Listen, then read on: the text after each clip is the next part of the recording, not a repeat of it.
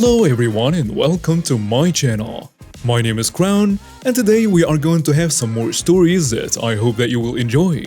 But before we start, it would be so much appreciated if you would subscribe to the channel, like the video if you enjoyed it, and maybe leave a comment down below.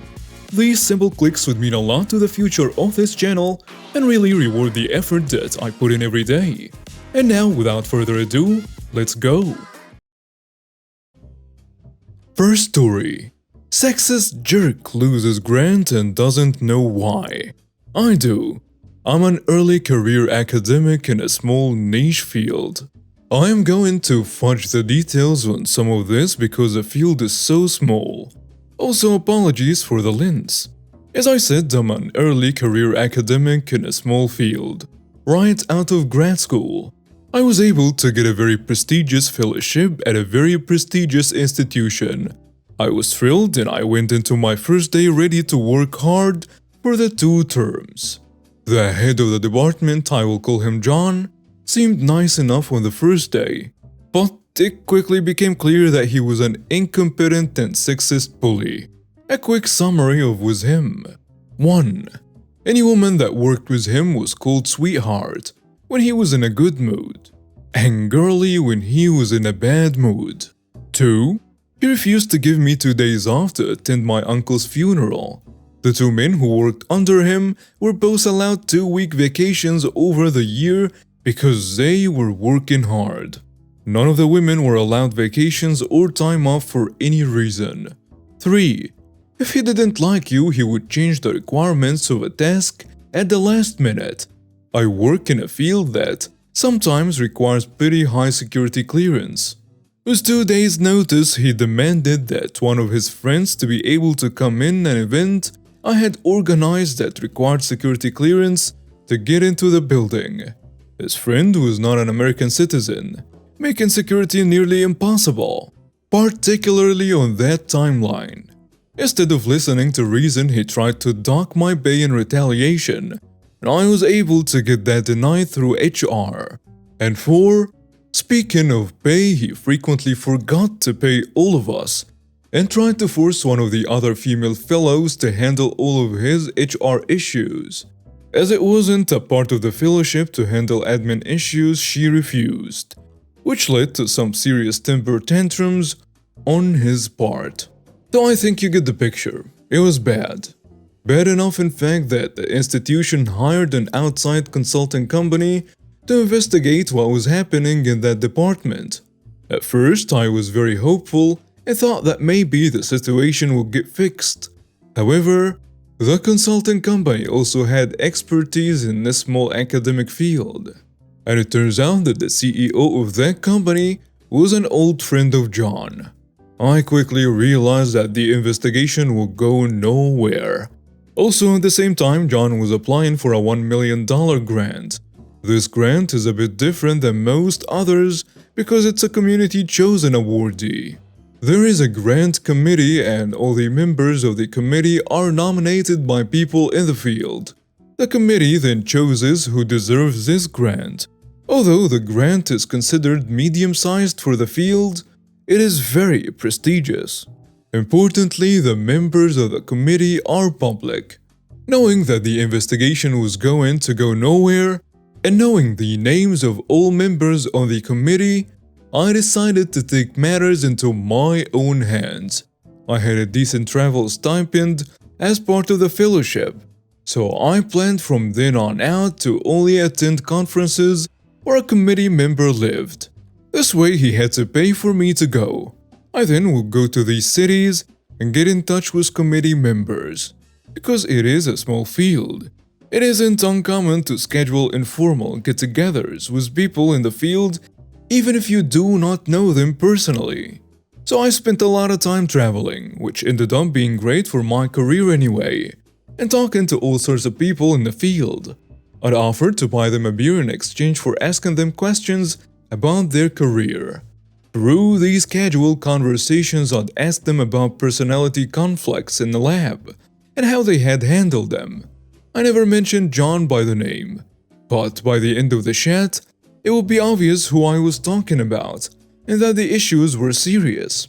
I also made sure to talk about Jane, a woman in the field, and how amazing it has been to watch her short but fast-moving career. I realized that all of this was pretty subtle, but I hope that these little seeds would impact the committee's decision. The grand decision was announced 2 weeks after I had finished my fellowship. At this point, I assumed he was still going to get it because that is what the grapevine was saying. Academics are so gossipy. But I got a call from another former fellow. The grant went to Jane. The committee cited her short but impactful career. Apparently, John was so upset he broke his own laptop by throwing it across the room. 3 years later, and he still mentions at conferences how Jane never deserved a grant and how he doesn't understand how he lost it. Edit. Even without her real name attached to this, it bugs me that some people think Jane did not deserve the grant. Jane is accomplished and talented, and if she didn't deserve that grant, a few words over drinks couldn't have gotten her that grant.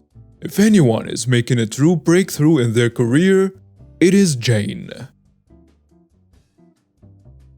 Next story. Flat tire frats got served. I only have bits and pieces as I was a rescue squad that showed up after it all went down. So our buddy Ocho owns a mobile tire repair truck and has a huge Mexican soccer league sticker on his back window.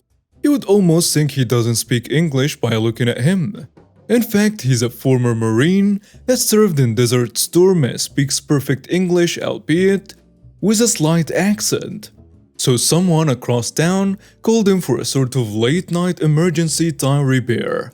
He jumps at the opportunity to make an easy $100. But the one time he does this without bringing his Marine biker Bob friend along because he didn't want to wake him up. He gets to where he's going and finds a box truck with a flat and 3 frat-looking dudes. They pay him half up front to change the tire with the spare and fix the flat. While he's repairing the tire, one guy hops on his truck and starts asking questions about his Marine tattoo and telling him it's a crime to impersonate a soldier. My friend told him everything he needed to hear, and the guy still said that he could have made this all up and left the truck and went into a huddle with his friends. After that confrontation, he texted his friend and let him know that something might be going down and to call anyone nearby who can help. His buddy jumped on his bike and headed to where he was and called us in case there is a problem and gave us the address.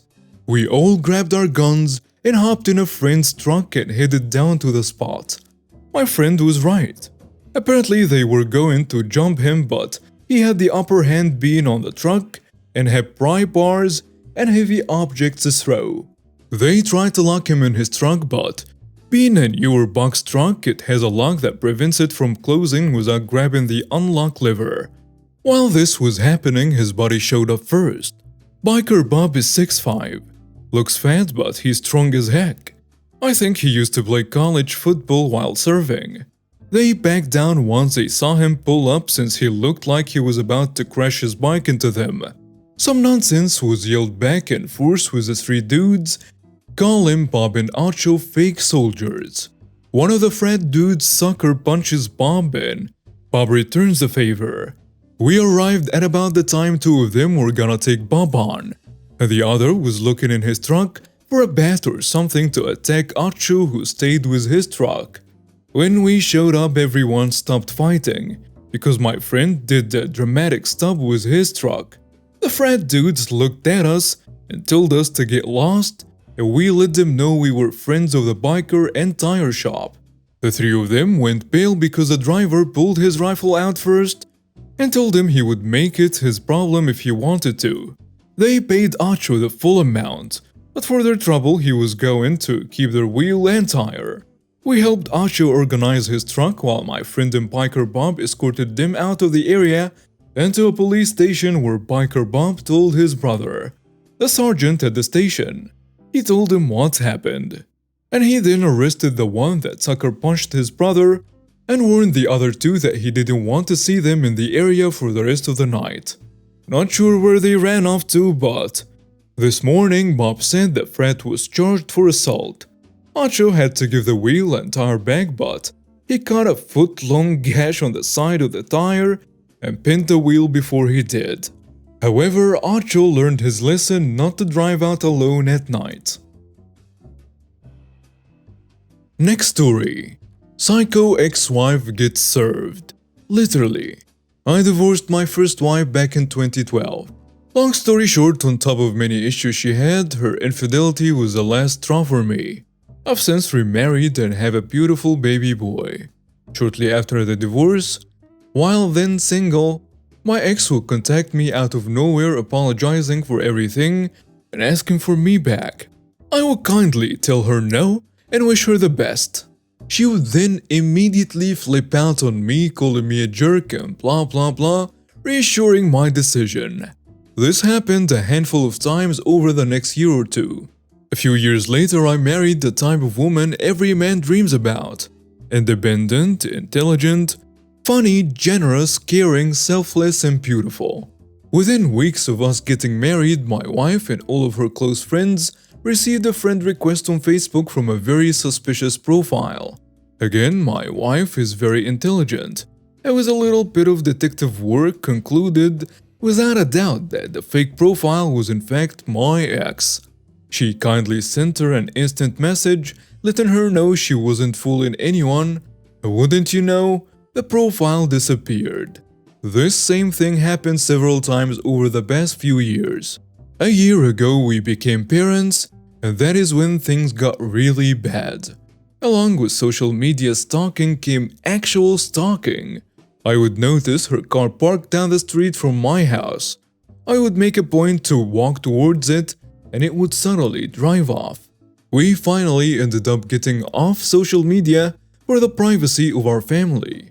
I found out later through a friend that she had gotten remarried as well. Kicker to that is she married a dude with the same first name as my wife. The craziness starts. One morning I woke up to a very odd text message. The person was claiming to be a friend of mine who I had dated at one point following my divorce, asking inappropriately if I wanted to meet up. I found it very odd because that friend is very classy and it wasn't like her to do that. The next morning I called the number back that it came from, and wouldn't you know, it was a voicemail of my ex. I was furious. I called again later that day and managed to get her to answer. She denied sending that text and claimed that the phone was stolen. Really? I then received some very colorful voicemails from her in which she proved herself to be unstable. Over the next few weeks, my wife and I continued to receive very concerning text messages here and there from burners.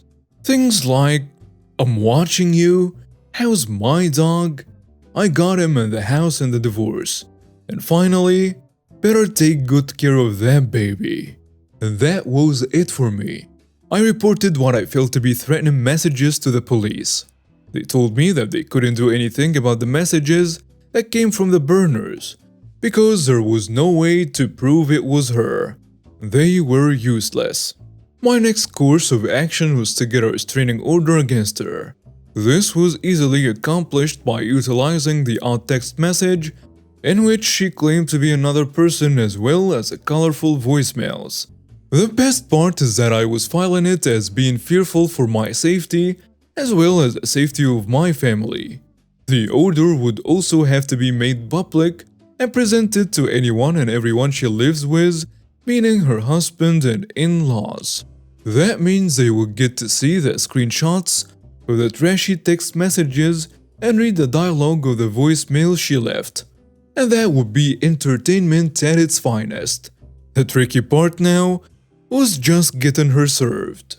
I hired a private service company to serve her the restraining order. However, I assumed she would see this coming. My ex is one of those gals who bought a camera and suddenly started calling herself a photographer. She has a Facebook page, and my wife had the idea to have someone message her and set up an appointment for a photo shoot at a park or something for senior pictures. That friend came through with flying colors. On the day she was to get served, my wife and I drove to the park for front row seats. I spotted her sitting in her car waiting for her client. I then called the server to direct him to her location. He kept me on speaker so we could hear the whole thing go down from a distance. And it was wonderful. We watched the service officer slowly pull up next to her car, both cars facing the same direction, and he then got out of his car and walked around. Walking up to her side window, we heard him knock on the window through the phone, and her driver's window rolled down. From the distance we were, we could still make out the puzzled look on her face. He asks, "Ashley Smith?" Fake name obviously. "Yes?" "I'm an officer of the court for X County. These documents are for you." "What is this?" "You have been served. Have a nice day." He then walked back around to his car and pulled away. Him and I shared a short laugh over the phone, and I thanked him for his help.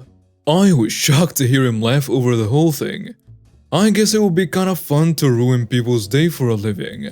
With a big yellow envelope in her hands, I drove by her on my way out of the parking lot as she sat in her driver's seat of her car.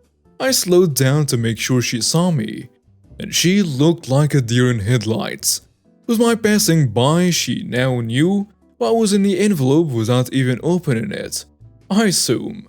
Haven't heard much from her since.